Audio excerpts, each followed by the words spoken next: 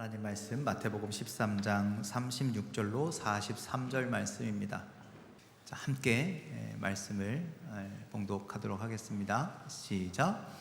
이에 예수께서 무리를 떠나사 집에 들어가시니 제자들이 나와 이르되 밭에 가라지의 비유를 우리에게 설명하여 주소서. 대답하여 이르시되 좋은 씨를 뿌리는 이는 인자요 밭은 세상이요 좋은 씨는 천국의 아들들이요 가라지는 악한 자의 아들들이요 가라지를 뿌린 원수는 마귀요 추수 때는 세상 끝이요 추수꾼은 천사들이니 그런즉 가라지를 거두어 불에 사르는 것 같이 세상 끝에도 그러하리라. 인자가 그 천사들을 보내리니 그들이 그 나라에서 모든 넘어지게 하는 것과 또 불법을 행하는 자들을 거두어내어 풀무불에 던져 넣으리니 거기서 울며 이를 갈게 되리라. 그때 의인들은 자기 아버지의 나라에서 해와 같이 빛나리라. 귀 있는 자는 들으라. 아멘. 할렐루야. 옆 사람과 인사하실까요? 잘 오셨습니다. 반갑습니다. 네, 오늘 예배 나오신 여러분들 환영하고 축복합니다. 하나님의 은혜가 임하시길, 하나님의 사랑이 임하시길 소망합니다. 가슴에 손을 얹고 선포합시다. 하나님 나를 사랑하십니다. 하나님 나에게 은혜를 주십니다. 하나님 나를 축복하십니다. 임하시길 간절히 소망합니다. 또 아픈 곳이 있다면 손을 얹어놓고 선포합시다. 하나님 나를 치유하십니다. 하나님 나를 회복시키십니다. 하나님 나를 긍휼히 여기십니다. 하나님 나와 동행하십니다. 네, 이런 귀한 은혜가 여러분들 삶에 넘쳐나기를 간절히 소망합니다. 예수님은요, 이 땅에서 많은 설교를 하셨어요. 많은 말씀을 하셨는데 그 말씀 중에는요, 비유가 많이 포함되어 있습니다. 비유. 여러분들, 비유라는 것은 기본적으로 알기, 이해하기 어려운 것을 쉽게 이해하기 위해서 사용하는 방법이 바로 비유입니다. 예수님께서 비유를 많이 사용하신 것도 이와 같은 이유입니다. 잘 말씀해 주시지만 그때 당시에 제자들이, 그리고 그때 당시 수많은 예수님을 따랐던 사람들이 그 말씀을 이해할 수가 없어서 쉽게 이해하도록 비유를 들어서 말씀하신 거죠. 대표적인 것이 하나님 나라에 대한 비유의 말씀입니다. 하나님 나라. 자, 여러분들, 하나님 나라는 어때요?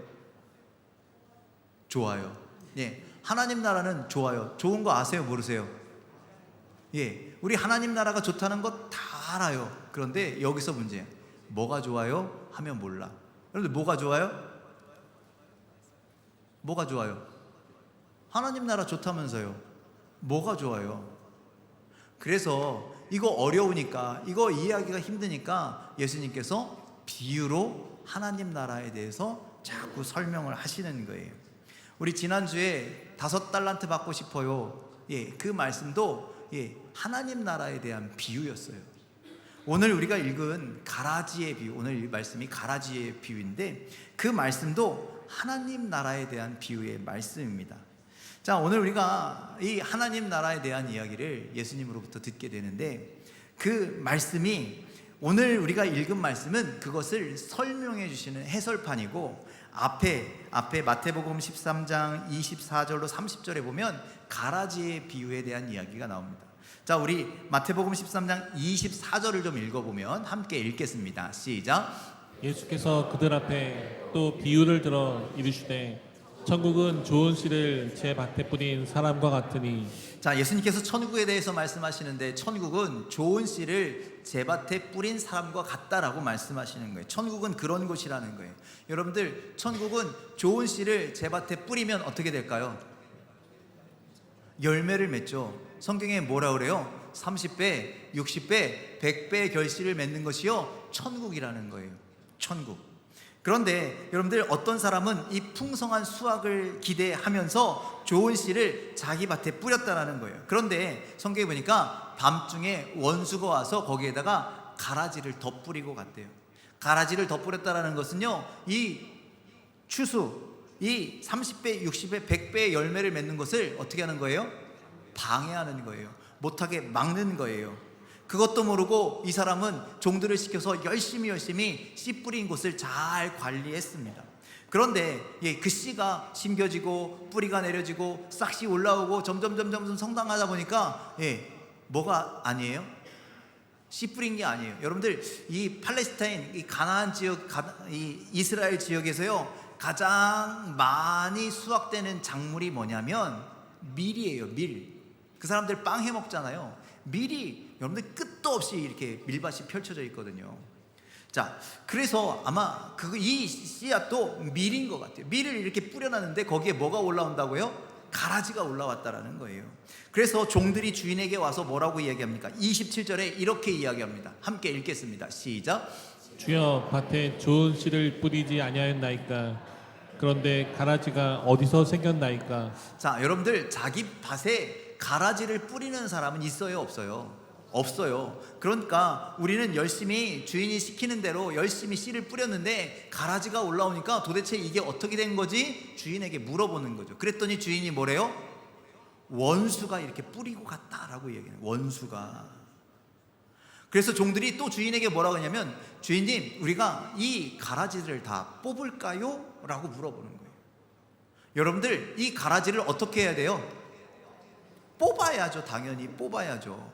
여러분들, 지금 들녘에 그 논에 이렇게 나가시면 지금 벼가 이렇게 파랗게 막 자라 있는데 거기 가운데 뭐 있어요? 피가 있잖아요. 여러분들, 농부가 아침 저녁 선선할 때 나가서 뭐 해요? 그 피를 뽑는 거예요. 지금 추수 때가 아니더라도 미리미리 뽑아서 이 벼가 잘 성장할 수 있도록 하는 거예요. 그러니 밀밭에 가라지가 뿌려져 있으면 중간중간 종들이 나가서 당연히 뽑는 게 당연한 거예요. 뭘 주인에게 물어봐요? 그냥 자기들이 나가서 뽑으면 되지. 그런데 종들은 주인에게 물어봅니다. 이걸 어떻게 할까요? 그랬더니 주인은 뭐라고 말해요? 내버려 둬라. 아니, 왜요? 왜 내버려 둬야 되는 거예요? 29절에는요 가라지를 뽑는다고 했더니 29절에는요 뽑다가 곡식까지 뽑을 것을 염려해서 그냥 두라라고 말씀하시고, 30절에는 추수 때까지 그냥 내버려 두라. 언제까지요? 추수 때까지. 여러분들, 주일의 말이 이해가 돼요, 안 돼요? 안 돼요. 저는 안 돼요. 여러분들 되세요? 안 돼요. 잘 이해할 수 없어요. 여러분들, 농사 하루 이틀 접읍니까? 그거 가라지인지 밀인지 구분 못해서 못 뽑을까요? 농사들이요 저기 벼하고 피하고 구분 못해서 못 뽑아요? 그런 일 없다라는 거예요. 그러니 충분히 뽑을 수 있는데, 근데 주인은요 뽑지 말고 추수 때까지 기다리라 라고 말씀하는 거예요. 여러분들, 아주 이게 상징적인 말씀인 거거든요. 여러분들, 우리의 삶에도요 지금 당장 뽑아버려야 할 가라지들이 있어요. 여러분들의 마음의 심령 가운데 뽑아야 할 가라지들이 많이 있다라는 거예요. 또 성경에 보면요 가라지를 악한 자들의 아들이라 이렇게 얘기되거든요. 그러니까 여러분들, 우리 곁에는요, 우리 인생에는요 악한 자들이 있어요, 없어요? 있어요. 그거 어떻게 해야 돼요? 뽑고 싶죠. 그냥 내 인생에서 확 뽑아버리고 싶은 인간들이 있다라는 거예요. 그 사람 때문에 내가 상처받았고, 그 사람 때문에 내가 억울함을 당했고, 그 사람 때문에 힘든 일을 당했고, 그 사람 때문에 내가 눈물을 흘리고 있다고요. 그러면 그 가라지 내 인생에서 어떻게 하고 싶어요? 뽑아버리고 싶은 거예요. 더욱 속상한 것은 뭐냐? 여러분들, 우리가 살고 있는 세상에 그런 악한 자들이 참 많다라는 거예요. 여러분들 뉴스 보세요. 세상에 얼마나 악한 가라지 같은 인간들이 있는지. 그 사람들 진짜 이 세상에서 뽑아버리고 싶은 마음이 저만 있나요? 우리 다 그런 마음 아닌가요? 또 여러분들, 예수님이 말씀하신 것처럼 가라지인데 그 가라지가 당장 안 뽑히는 게 문제예요. 더군다나 여러분들, 이 가라지가 마치 이 세상의 주인인 마냥 주인 행세를 하며 주인공처럼 떵떵거리며 잘 사는 것도 문제라는 것이죠. 이걸 보면서 우리는 열 받아요, 안 받아요? 나만 열 받아요? 여러분도 열 받잖아요. 그래서 우리가 하나님한테 항의할 때가 있잖아요. 하나님, 왜 저들은 잘 됩니까? 하나님, 왜 악인은 형통합니까? 이게 성경의 수많은 사람들의 고민 아니었냐라는 거예요.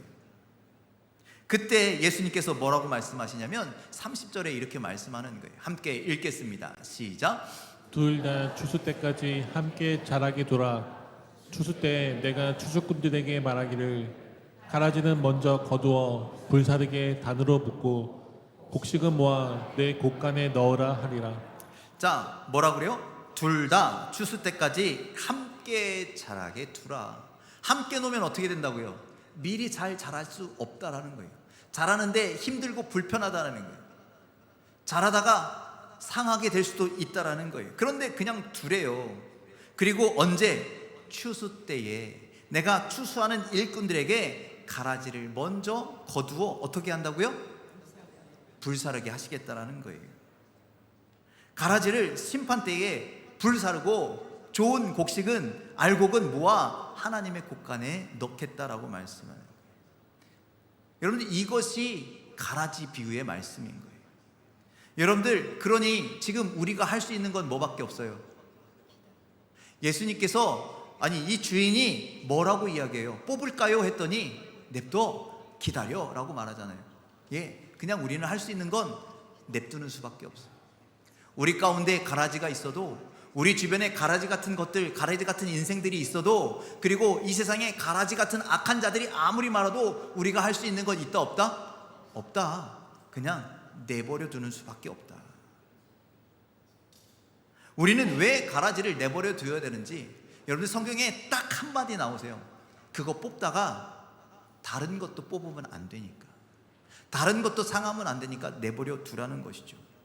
그래서 심판을 때까지 기다려라 라고 말씀하는 거예요. 이 이야기를 제자들이 도저히 이해할 수 없어서 예수님한테 오늘 우리가 읽을 본문의 말씀처럼 이거 무슨 이야기입니까? 좀 설명 좀 해주십시오 라고 이야기하죠. 자, 그래서 말씀하시는 거예요. 자, 그래서 설명해 주시는데, 좋은 씨를 뿌리는 것은 인자, 예수님 혹은 하나님을 말씀하고, 밭은 세상이고, 좋은 씨는 천국의 아들들이고, 가라지는 악한 자들의 아들들이라고 말씀하셨어요.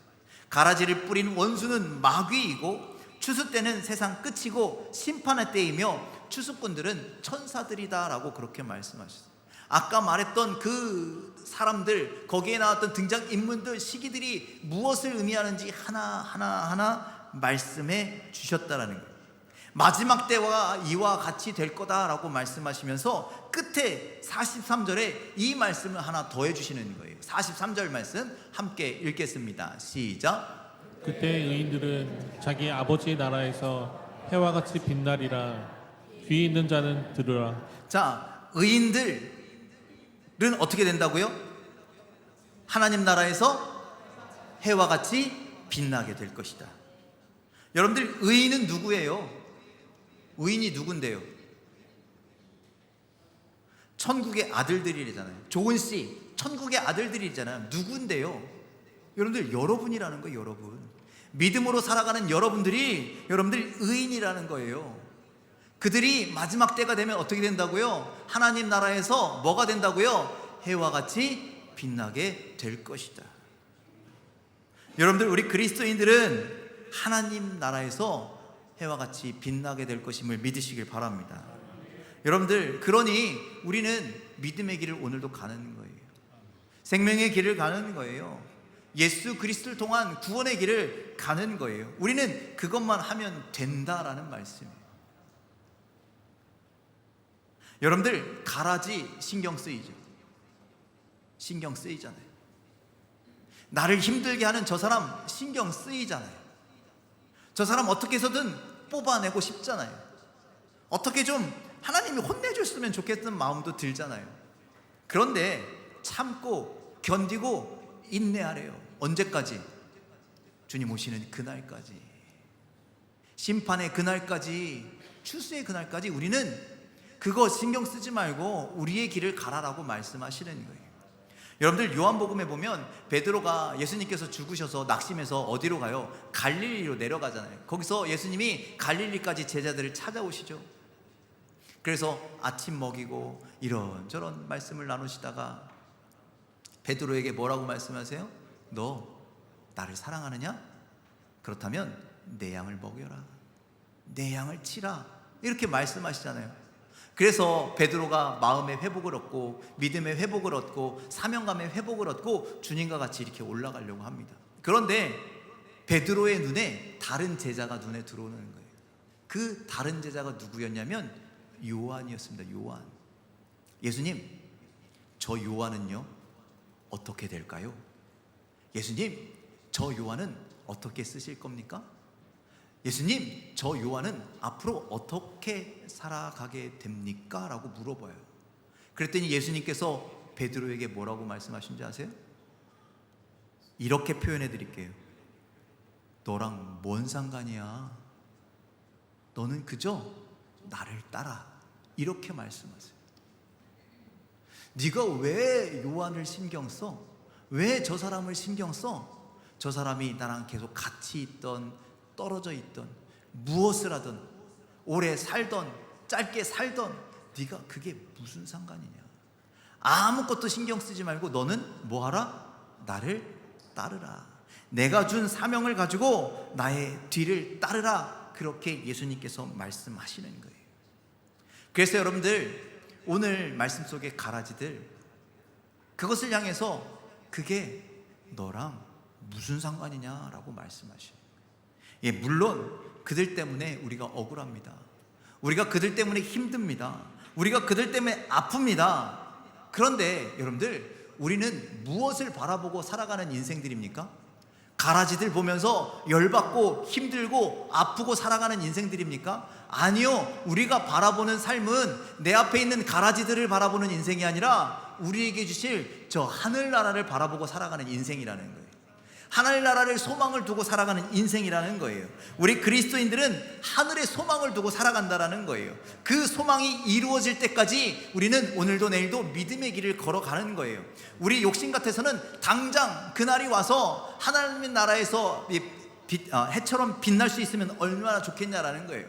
그런데 그것이 수년 내에 이루어지지 않는다고 할지라도, 우리가 살아있는 동안에 이루어지지 않는다 할지라도, 여러분들, 우리는 계속해서 그 믿음의 삶을 살아가는 거라는 거예요. 여러분들, 예수님께서 제자들에게 이 말씀을 하셨잖아요. 그리고 나서 몇 년 지났어요? 2000년 지났어요. 2000년 대략. 그 말씀을 하신 지가 2000년인데 아직 하나님의 나라가 왔어요, 안 왔어요? 안 왔죠. 아직 마지막 때가, 심판의 때가 이르지 않았고, 그때가 언제 이르는지는 우리는 알아요, 몰라요? 몰라요. 그래서 여러분들, 하나님 나라에서 너희가 해와 같이 빛나게 될 것이야, 이 말씀은 내가 아멘으로 받아들일 수 있겠는데, 그런데 언젠데요? 언제까지 기다려야 되는데요? 이거는 우리가 답답하다라는 거예요. 왜? 그 날을 기대하면서 우리는 살아가지만 자꾸 내 앞에 왔다 갔다 하는 가라지들이 보이기 때문에, 나를 힘들게 하는 대적들이, 원수들이 보이기 때문에 그렇다라는 거예요. 그런데 그럴지라도 우리의 믿음의 길을 걸어가다 보면, 우리가 맡은 사명을 감당하며 살아가다 보면 언젠가 하나님의 때가 이르게 될 것이다. 여러분들, 그 믿음 갖는 우리 모두가 되시기를 주님의 이름으로 간절히 축원을 드립니다. 여러분들, 그때가 되기 때까지는 반드시 시간이 필요해요. 하나님의 시간이 필요하다는 거예요. 여러분들, 오늘 우리가 읽은 이 가라지 비유 앞에는요, 겨자씨 비유와 누룩에 대한 비유가 또 나와요. 자, 우리 마태복음 13장 31절로 33절 말씀 읽겠습니다. 시작. 또 비유를 들어 이르시되 천국은 마치 사람이 자기 밭에 갖다 심은 겨자씨 한 알 같으니, 이는 모든 씨보다 작은 것이로되 자란 후에는 풀보다 커서 나무가 되매 공중의 새들이 와서 그 가지에 깃들이느니라. 또 비유로 말씀하시되 천국은 마치 여자가 가루 서말 속에 갖다 넣어 전부 부풀게 한 누룩과 같으니라. 자, 이 말씀도 결국 천국은 마치, 즉 하나님 나라에 대한 비유의 말씀인데, 여기에는 사람이 자기 밭에 갖다 놓은 심은 뭐래요? 겨자씨래요, 겨자씨. 그런데 겨자씨가 심겨져서 뭐가 된대요? 자란 후에는 풀보다 커서 나무가 되매. 여러분들, 사실 지난번에도, 얼마 전에도 제가 말씀드렸지만, 겨자는요 풀이에요, 풀. 제가 이스라엘에 가보니까 지천에 막 이렇게 있는 풀이에요. 풀. 거기에 노란 꽃이 막 펴있어요. 야, 저 꽃 이쁘다. 저게 뭐예요? 저게 바로 겨자입니다. 겨자입니다. 그렇게 얘기하는 거예요. 여러분들, 근데 그 겨자가 오늘 성경에 보니까 나중에 뭐보다 커서? 풀보다 커서 뭐가 된대요? 나무가 된대요. 여러분들, 이런 일이 일어날 수 있어요? 없어요?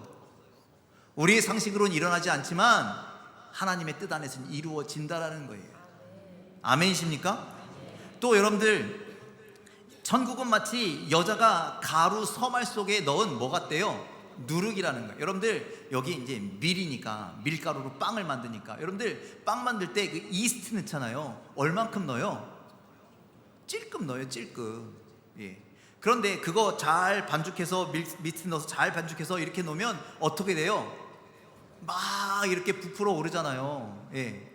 야, 어떻게 이렇게 부풀지? 그게 얼마나 된다고? 그 조금이 이렇게 되냐라는 거예요. 여러분들, 그 겨자씨 아주 작은 것이 성장해서 그냥 그래 화초 정도 되고 어느 정도 풀 정도 되면 이해되는데, 그것이 더 커서 나무가 되고, 예, 그 조그만 누룩이 이 가루 서말을 아주 크게 부풀어내고, 여러분들, 그 작은 것이 이렇게 큰 것을 이루는 것이 어느 나라라고요? 하나님 나라라고 말씀하는 거예요. 자, 이 비유를 오늘 주신 말씀과 연결해서 보면, 여러분들, 겨자씨는요 작은 것 중에 아주 작은 것이라는, 누룩도 작은 것 중에 아주 작은 것이라는 거예요. 그런데 그것이 심겨지고 그게 뿌려지면 엄청난 놀라운 일이 일어나는 것이 하나님의 나라라는 거예요. 그런데 여러분들, 겨자씨가 성장해서 나무가 되기까지 오늘 심으면 내일 쑥 하고 자랍니까? 절대 그런 일은 일어날 수 없다는 거예요. 가루에다가, 밀가루에다가 이스트 넣으면 바로 이렇게 빵빵하게 부풀어 오릅니까? 아니요. 부풀어 오를 때까지, 적당한 그때까지 시간이 반드시 필요하다는 거예요. 하나님의 때가 반드시 필요하다는 거예요. 그냥 되는 게 아니다라는 거예요. 아주 작고 보잘것없고 하찮은 겨자씨가, 누룩이 그렇게 큰 하나님의 나라를 이룬다. 여러분들, 우리가 겨자씨 같은 인간이라는 거예요. 아주 작고 연약한 우리들이라는 거예요. 그런데 시간이 지나면, 우리가 믿음으로 순종하며 살아가면, 그렇게 시간이 지나면 우리는 결국 하나님의 나라를 이루게 될 것이다라는 거예요. 그때 당시 제자들이, 그때 당시 믿음을 가지고 예수님을 따랐던 수많은 사람들이 그렇게 보잘것없는 사람들 아닙니까? 연약한 사람들 아닙니까? 오늘 붙잡혀 가면 목숨을 어떻게 부지할 수 없는 그런 사람들 아니었습니까? 그런데 그런 사람들이 그 세상 속에서 세상을 변화시키더라는 거예요. 예루살렘을 변화시켰고, 심지어 그들을 다스리고 있던 로마까지도 변화시켰다라는 거예요. 여러분들, 믿음은, 복음은 이런 거라는 거예요. 하나님의 나라를 만들어가는 것. 우리는 연약하지만 내가 살아가는 그곳에서 주님이 맡겨주신 사명을 열심히 잘 감당하면 그렇게 하나님의 나라를 이룰 수 있다라는 거예요. 물론 여러분들, 세상도요 개천에서 용난다 합니다. 희망이 있다, 소망이 있다라고 이야기합니다. 그런데요, 세상의 기다림과 희망과 기대는요 결국 우리를 낙심하고 지치게 만듭니다. 여러분들, 희망을 가지고 살아가지만 결국 이 땅은 절망만 가득한 세상이기 때문에 그래요. 여러분들, 희망 고문하지 말라라는 얘기 들어보셨어요? 자꾸 희망을 얘기합니다. 세상에서 소망을 얘기합니다. 세상에서 잘 될 거라고 얘기합니다. 그런 말로 유혹하지 말라라는 거예요. 안 될 거 뻔히 아니까. 여러분들, 이 세상은 그런 시대가 되어버렸다라는 거예요. 그런데 하나님의 나라는, 하나님의 시대는 그렇지 않다라는 거예요. 하나님의 희망은요, 하나님이 주시는 기대는요, 하나님이 주시는 소망은요 결코 이루어지는 것이다 라고 말씀하는 거예요. 하나님은요 처음이자 마지막이신 분이시니까, 하나님은요 천지 만물을 지으시고 주관하시는 분이시니까, 하나님은 약속을 지키시는 신실한 하나님이시니까, 그런 분이시기에 하나님이 말씀하신 그것, 하나님이 약속하신 그것은 반드시 이루어지는 줄 믿으시길 바랍니다. 그러면 뭐가 이루어지느냐? 우리는 결국 천국에서 해와 같이 빛나게 된다는 거예요. 그것이 이루어지는 줄 믿으시길 바랍니다. 그러니 낙심하지 마십시오. 2000년이 지났는데 아직도 안 이루어졌잖아요. 아니요, 2000년 아니고 3000년, 4000년 그동안 안 이루어진다 할지라도 여러분들 그저 우리는 기다리는 거예요. 이 생명 다할 때까지 믿음을 가지고 기다리는 거예요. 그러면 결국 하나님 나라에 당도하게 됩니다. 거기서 해와 같이 빛나게 됩니다. 여러분들 그 믿음을 갖고 살아가는 여러분들 되시길 주님의 이름으로 간절히 축원을 드립니다. 그러면 기다리는 동안 우리 아무것도 안 합니까? 기다리는 동안 계속 가만히 있어야 됩니까? 아니요. 우리는 무언가를 해야 합니다. 우리 지난주에 나눈 말씀 달란트의 비유에서 여러분들 생각해 보십시오. 5달란트 받은 종, 그리고 2달란트 받은 종 가만히 있었습니까? 아니요. 주인 오시기까지 충성을 다해서, 최선을 다해서, 열심을 다해서 일했다라는 거예요. 그랬더니 5달란트 남겼다, 2달란트 남겼다, 이 결과에 상관없이 주인은 착하고 충성된 종이라고 말씀하시는 거예요. 그 대신 1달란트 받았던 종은 악하고 게으른 종이라는 이야기를 들었죠. 왜요? 주인 오시기까지 아무것도 안 했기 때문에. 여러분들, 그래서 우리 하나님은 결과에 주목하시는 분이 아니라 우리의 과정에 주목하시는 분이라는 거예요. 우리가 순간순간을 어떻게 살아가시는지를 우리 곁에서 지켜보고 계신다라는 거예요. 만일 하나님께서 결과를 주목하시는 분이시라면 여러분들 우리 지금 여기 있을 필요 없다니까요. 왜 그런지 아세요? 결정적인 순간에 한 방이면 돼요. 한 방에 딱 하고 그리고 하늘나라 가면 되는 거예요. 그런데 하나님은요, 결과를 중요시하지 않다는 거예요.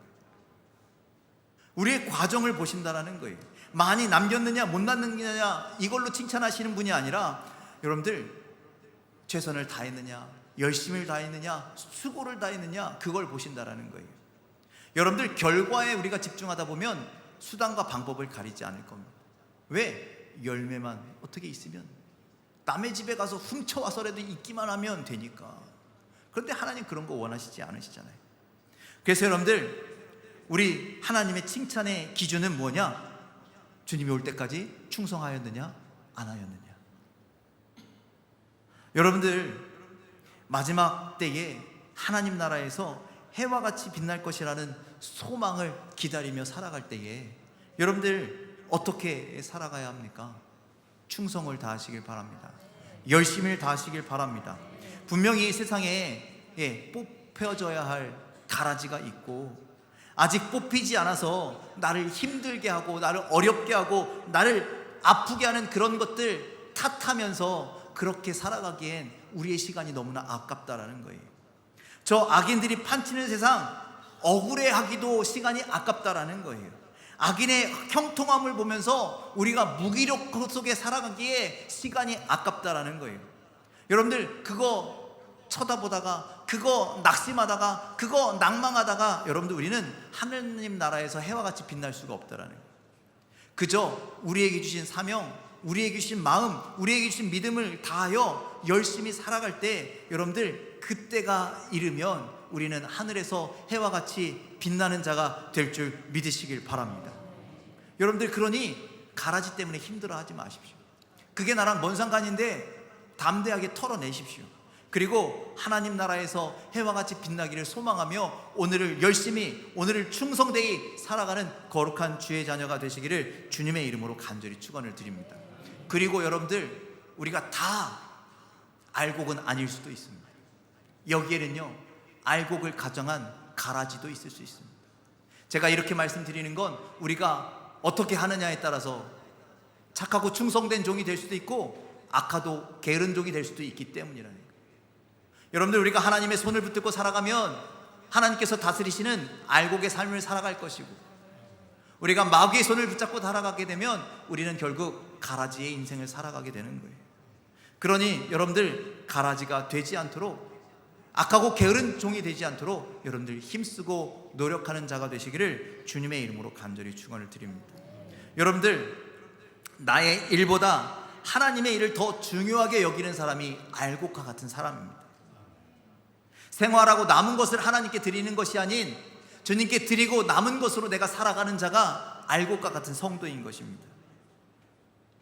또 교회를 섬기되 여러분들 나를 위하거나 나를 위해서 신앙생활하거나 어떤 사람을 위해서 신앙생활하는 것이 아니라 교회의 머리 대신 예수 그리스도를 위해서 신앙생활하는 자가, 섬기는 자가 바로 알곡과 같은 성도입니다. 주님이 부르신다면 어디에나 가고 무엇이나 할 수 있는 사람이 여러분들 알곡과 같은 성도입니다. 받는 것보다 주는 것을 기뻐하고, 위로받는 것보다 위로해 주기를 기뻐하고, 인정받기보다 인정해 주기를 기뻐하고, 칭찬받기보다 칭찬해 주기를 기뻐하며, 사랑받기보다 사랑해 주기를 기뻐하는 자, 그런 자가 바로 알곡과 같은 자임을 여러분들 기억하시길 바랍니다. 저도 이 이야기에 그 어느 것 하나 쉽게 해당되는 사람은 아닌 것 같습니다. 사람이라는 게 받기 원하고요, 위로받기 원하고요, 인정받기 원하고요, 칭찬받기 원하고요, 사랑받기 원하고요. 그런데 주님은 오늘 우리에게 그렇게 말씀하십니다. 그보다, 받기보단 너희가 좀 해주라, 섬겨라, 사랑해라, 베풀어라. 오늘 그런 삶을 요구하시는 거예요. 여러분들, 우리 모두 하나님 나라에서 해와 같이 빛날 소망을 가지고 살아가는 우리 모두가 되길 간절히 소망합니다. 가라지가 되지 않도록 오늘도 내일도 믿음을 가지고 최선을 다해서 주님의 손을 붙들고 살아가는 우리 모두가 되기를 간절히 소망합니다. 그래서 언제가 될지 모르지만 그 하나님 나라를 기뻐하며, 그 하나님 나라에서 즐거워하며, 그 하나님 나라의 잔치를 참여하며, 그 하나님 나라에서 해와 같이 빛나는 거룩한 성도 여러분들의 삶이 다 되시기를, 이 땅을 그렇게 충성을 다해서 열심을 다해서 살아가는 믿음의 성도 여러분들이 다 되시기를 주님의 이름으로 간절히 축원을 드립니다. 기도하겠습니다.